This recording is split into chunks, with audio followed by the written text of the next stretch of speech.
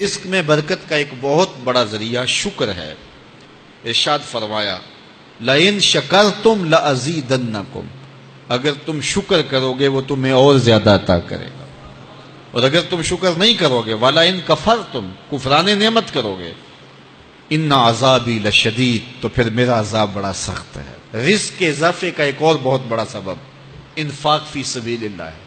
اللہ فرماتا ہے جو تم خرچ کرتے ہو تو جو چیز تم نے نکال دی اس کی جگہ اللہ تمہیں اور عطا کر دیتا ہے۔ بعض کا ہمارا یہ ہوتا ہے کہ کوئی آدمی مالی بحران میں آ گیا تو وہ کرتا کیا ہے کہ جو راہ خدا میں دینے کا کھاتا تھا پہلے اسے کلوز کرتا ہے، یہ فلاں مدرسے کو دیتے ہو یہ بھی بند کر دو، یہ مسجد کو دیتے ہو یہ بھی بند کر دو، یہ فلاں غریب کو دیتے ہو یہ بھی بند کرو، حالات ٹائٹ ہو گئے ہیں۔ لیکن 5 گاڑیاں ہیں تو 2 گاڑیوں پہ گزارا کر لیا جائے، پیٹرول بچے، یہ نہیں ہو سکتا۔ گھر کے لچھن وہی ہیں لیکن بند کہاں سے کیا؟ جہاں سے رزق آنا تھا۔ ہمیں تو یہ حکم دیا ہے جب رزق تنگ ہونے لگے صدقہ دے کے رب سے کاروبار کر لو، صدقے سے تمہارے رزق میں اضافہ ہوگا۔ یہ رب کا وعدہ ہے اور اللہ کے وعدے جھوٹے نہیں ہو سکتے۔ رزق کی برکت کا ایک اور بہت بڑا ذریعہ النکاح ہے۔ فرمایا اگر تم نکاح کرو گے، تم فقیر ہو وہ تمہیں غنی کر دے گا۔ لوگ کہتے ہیں بچہ پیروں پہ کھڑا ہو لے تو پھر نکاح کریں گے، اللہ کہتا ہے تم نکاح کرو ہم پیروں پہ کھڑا کر دیں گے۔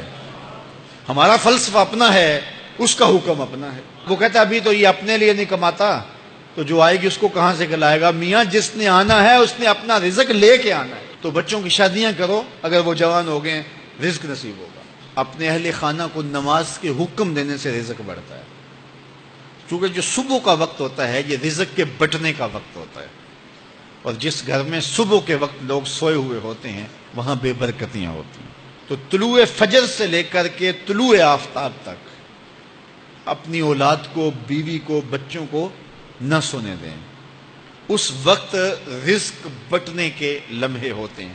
کثیر دعائیں مانگیں، تلاوت کلام مجید پڑھیں، اور نماز فجر مرد حضرات مسجدوں میں جا کے باجماعت ادا کریں، اور گھروں میں جو ہے وہ بیٹیاں بہنیں مصلے بچھا لیں تو اللہ کی رحمتوں کا نزول ہوگا۔ اب ایک حدیث میں رزق کے اضافے کا ایک اور نسخہ ارشاد کیا گیا۔ میرے حضور نے فرمایا جو شخص یہ چاہتا ہے کہ اس کے رزق میں برکتیں ہوں اور اس کی عمر میں اضافہ ہو تو وہ اپنے رشتہ داروں کے ساتھ سلوک اچھا کرے۔ رشتہ داروں کے ساتھ اگر اچھا سلوک کرو گے تو پھر تمہارے رزق میں برکت ہو۔ غریب ہیں تو ان کی مدد کرو، ان کی بیٹیوں کی شادیاں اپنے ذمے لے لو اگر اللہ نے آپ کو وسعت دی ہے، ان کی پریشانیاں بانٹ لو، ان کا قرضہ ہے تو اتارنے کی کوشش کرو، ان کو مشکلات سے نکالنے کی کوشش کرو۔ تم ان کو مشکلات سے نکالو گے اللہ تمہیں مشکلوں سے نکالے گا۔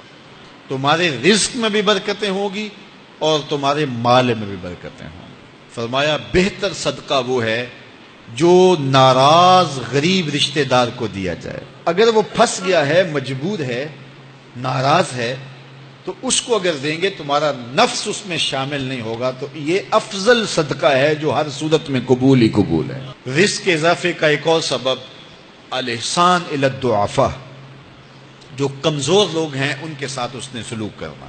الانفاق علی طلبۃ العلم، طالب علموں پہ خرچ کرنا، یہ بھی رزق میں اضافے کا سبب اور ذریعہ ہے۔ وہ حضرت بابا فرید نے کہا نا 6واں رکن دین کا روٹی ہے۔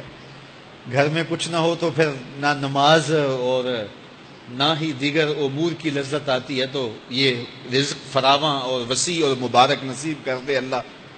تو اس کے لیے ایک اور وظیفہ میں دیتا ہوں، اور وہ یہ کہ مغرب کے بعد 21 مرتبہ سورۃ الکوثر پڑھ لیں، کثرت ہو جائے گی انشاءاللہ۔ اول خدوشی پڑھ لیں، 5-7 منٹ لگتے ہوں گے، تو سورہ کوثر 21 مرتبہ روزانہ مغرب کی نماز کے بعد پڑھیں۔ اور اگر بہت زیادہ مسائل ہیں تو ہر نماز کے بعد پڑھ لیں، تو انشاءاللہ آپ دیکھیں گے کہ گھر میں برکتیں اترتی محسوس ہوں گی، انوار کا نزول ہوتے محسوس کریں گے۔ تو یہ وہ رزق کے اسباب ہیں، اگر ہم اختیار کر لیں تو ہم اللہ کی خاص رحمتوں کے حقدار ہوں گے۔ اللہ